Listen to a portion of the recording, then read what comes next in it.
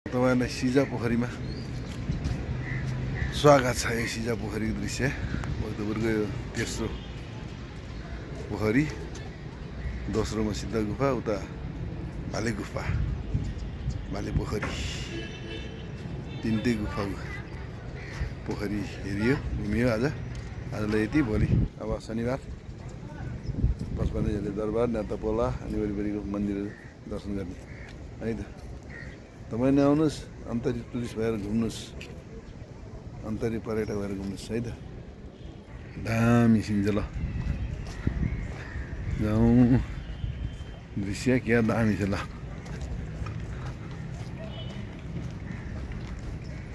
वरिपरि दाइका धोके छ। उताबाट घुम्यो, एक राउन्ड घुम्यो न, छैन त्यति हो, के नि हुन्न। जाऊ, त्यहाँ देखाएर चिसो खाने नि जाने, भक्तपुर दही खाने जाने। थाक्यो अब घुम्न आएपछि नि थाक्यो त। हिमालय नि देखाएको छ देख्नु त, तर अलिक तल लगाएर राम्रोसँग क्लियर देखाएको छैन। त्यहाँदेखि यतिकै त देखेको होला। दाइ हिँड्दै हुनुहुन्छ, थाक्यो अरे। अब खाजा खाने बेला नि भयो होला, बसमै थाक्यो होला, 2 घन्टा लाग्यो नि। रमाइलो छ। सिन्जा पोखरी प्राङ्गण, जनज्योति पुस्तकालयहरू छ त्यहाँ। चौतारामा बाजेहरू बसिरहनु भएको छ।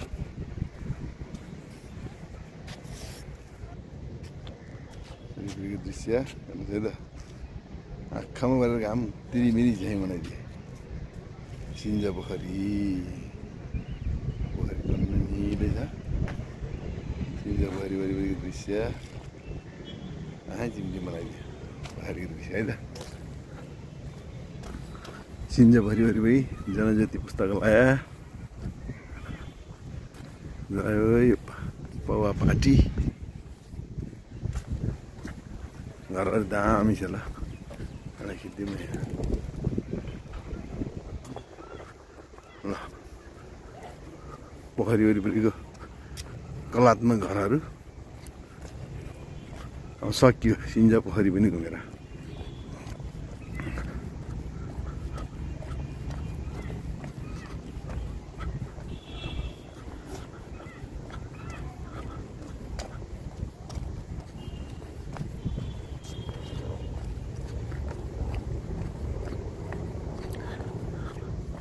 एउटा घर राम्रो छ, उता नि आउँछ, तर उता स्याडो भयो। अब त